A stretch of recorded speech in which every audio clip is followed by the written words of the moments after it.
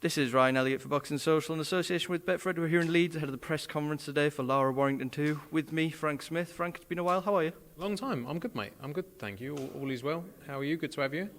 Yeah, I'm spot on. Thanks for asking. Now, we've got a big bill this weekend. As I mentioned, we're just here prior to the press conference. 20,000 Headingley Stadium, Lara-Warrington, repeat revenge. You must be starting to think back to those nights at the First Direct Arena, and some night is going to be some atmosphere Saturday night. Yeah, 100%. I've just been down to Headingley, actually. It's the first time I've been down there. It's going to be some atmosphere in there on Saturday. You know, I've missed being in Leeds. You know, we had the early days with Josh Warrington, and it's great to have him back, and great to have, you know, just in general, great to have 20,000 people back in a venue in the UK. Different feel about it this time, Frank. It was a lot more friendly between them last time. When I spoke to Maurizio Lara last week, I was very surprised. He was fired up. He said he had zero respect for Josh Warrington. He said he hoped he sticks to his word and retires after this fight if he loses. Any idea where that all came from Maurizio Lara? Why so fired up this time round? Who knows? I think obviously he wants to go in there and do the job again, doesn't he? You know, he's been in there once. He's obviously mentally in a strong position because we've all seen what he did in the first fight. But I believe, you know, this is a different Josh Warrington for this fight, and he's going to go in there and give everything he's got.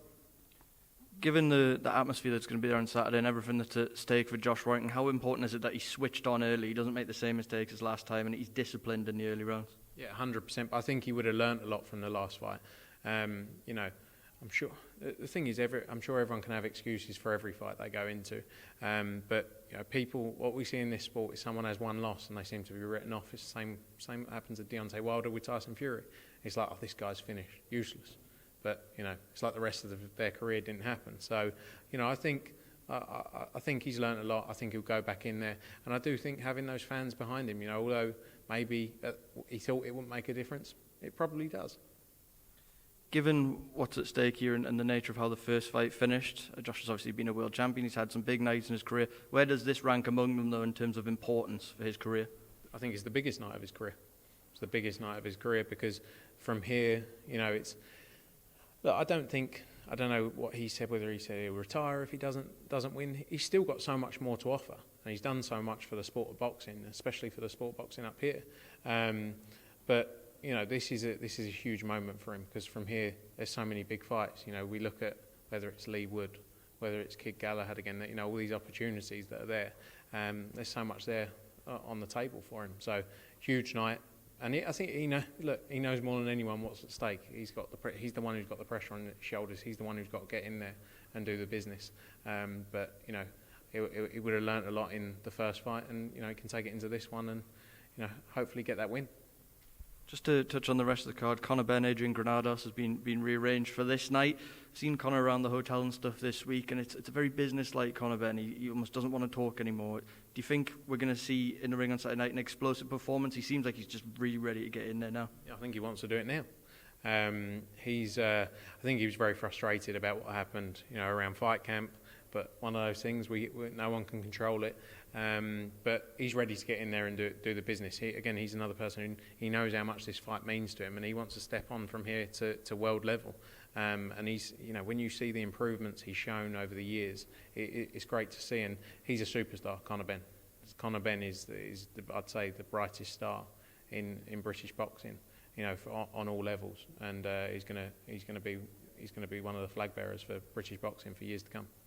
I'm just going to jinx it right now, Frank. Given the way both men have spoke, we've seen how both of them like to fight as well. Surely this can only be a crowd pleaser Saturday night. Yeah, no, 100%. He's crushing it in the gym as well, Conor. But yeah, he knows what he's got to go in there and do. He wants a statement performance, and I think we'll see that. Katie Taylor back in action, defending the undisputed lightweight crown against Jennifer Han. Jennifer, former world champion herself. How much have you seen of Jennifer? What do you expect her to bring to the table Saturday night? Yeah, look, obviously it's Katie's IBF mandatory, so she's worked for that shot to get there. You know, I think at this level of boxing, in all fights, it's easy to write people off, and it's just like what people would have done to Maurizio Lara, isn't it? Would have said he's got no chance against Josh Warrington.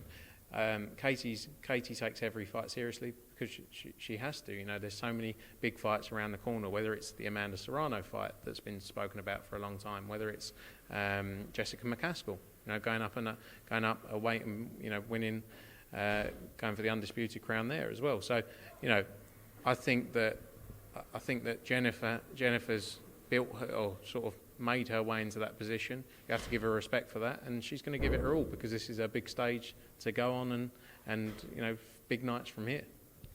You mentioned Amanda Serrano there. We saw her in action, of course, last weekend defending her featherweight titles. Is that, if Katie wins on Saturday night, is that the biggest fight out there?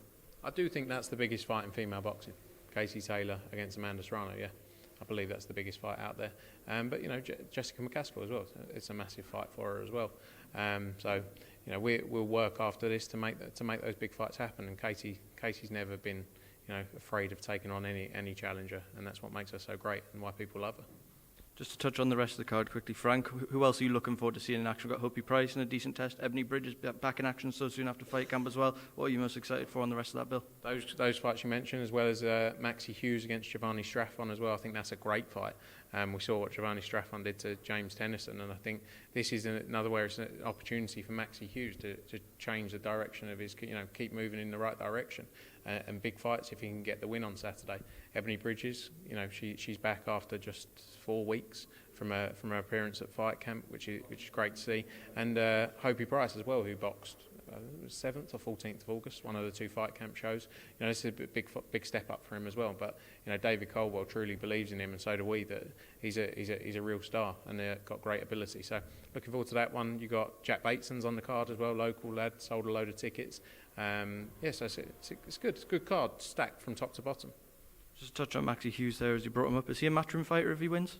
Yeah, if Maxi wins, we'll definitely work with him for sure, 100%. Frank, even as well. Sorry, even there's always opportunities as well. Win, lose or draw. I think if people put in great showings and great fights, people always want to see people back. So there's lots of opportunities for everyone. Win, lose or draw on these shows, providing they give 100%, which they do. Frank, a lot has gone on in the boxing world in the last 24 hours, been a bit of a whirlwind time. We'll start with DAZN. They went public and announced their price change from the initial price in the UK and Ireland of $1.99 going up to $7.99. From what you've seen, how has the response been to that? Yeah, look, I think it's been good. They've always been open and clear about what they plan to do.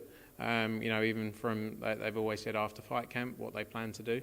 And ultimately now it's on us to deliver the best quality content, and we believe we'll go and do that. So I think it's good. I think the feedback's gone down. The feedback I've seen has been good, and I'm looking forward to the shows we got coming up, because I know we've got planned, and soon you'll see some announcements on that. You obviously saw Dillian Whyte announce he's back on October 30, and with an opponent we'll announce shortly, and then some other big fights, both all over the part, from the US as well, Mexico, Italy, Spain, and the UK. So lots to look forward to. You mentioned Dillian Whyte there, going to be back in October. You said it'll be announced shortly. I'm going to push you though. Is it one of Charles Martin or Chris Arreola? It's going to be announced shortly. I thought you might say that. Now, I'm the diplomatic one out there. If you interview Eddie, you might get an answer. If you interview me, I'm like closed book. I'm going to have to go to Eddie and say Frank Smith told me it was such and such. But do that. Yeah. So how soon is that going to be announced? Very soon. I'd hope probably next. Where are we? Thursday. We never like putting dates on things, but soon. Soon can be. However, it could be tomorrow. It could be in 8 days. So, but we're working to get the schedule out as soon as we can. Aside from the UK, you said you look at announcing more international shows. People are waiting for the return of the DAZN US shows. How close is that? And is Devin Haney in September the likely one to start with? Very close to getting the schedule out there. Devin Haney's within that plan, as are a few other fights you may have heard about. Again, I'm keeping stum about what they are, because I think it's more exciting when you come out and surprise people with things. But it's a great schedule. Obviously, there's been a bit of a wait to get things out there. We were waiting for the situation around Canelo to play out, and now we've got a plan in place for the rest of the year. So yeah, I'm excited about what's coming up. With the DAZN US schedule, and I know it's been pushed back, but there may still be at some point purse bids over there for Crawford Porter. Is that something that would interest you guys if it does eventually go to purse bids? 1,000,000%. Yeah, I think it's been pushed back to September 14th now. It's supposed to be today. But yeah, 100% that's a fight we're interested in. And Frank, just to keep skating through, as I said, a lot of news in the last 24 hours. Sky announced their new look boxing schedule post-Matchroom. What do you make of the announcement yesterday?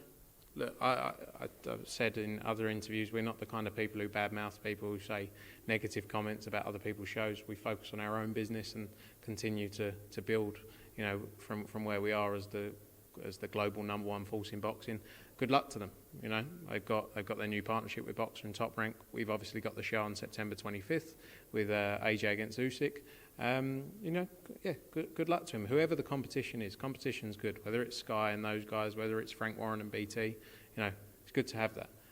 We don't actually need competition because we just judge ourselves on everything we do, and we want to be the best, you know, every day of the year. But yeah, it's good for the fans as well. I think competition's always good for the fans. One thing that came out yesterday, Adam Smith was saying they're going to fight very hard to keep Anthony Joshua, and he believes that's a very big possibility given the time they've spent together and Anthony Joshua's loyalty to Sky as well. What is your gut feeling about where Anthony Joshua's broadcasting future lies? Look, I think AJ's broadcasting future on a global scale is a big discussion after this fight. You know, a lot of people have said that Matchroom's aim is just for him to go to DAZN. We work for Anthony Joshua. We want to deliver the best opportunities for Anthony Joshua, and whether that's on Sky, DAZN, whether, you know, whoever that is, that's our job to do. And, you know, we'll work closely, obviously, with the guys at 258 Management, Freddie and AJ himself, to make sure the best decision is made for him. So, you know, that's our focus. But first things first, Joshua Usyk, September 25th, Sky Sports box office, get that one done and work from there. You know, it's a tough fight for AJ. I believe he goes in there and knocks him out, but it's a tough test, and his focus is 100% on that right now. All right, Frank, I'm going to let you go. I've been watching you do media for about an hour now, and we've got the press conference starting, so thank you as always, speaking to Boxing Social. All right, thanks for coming.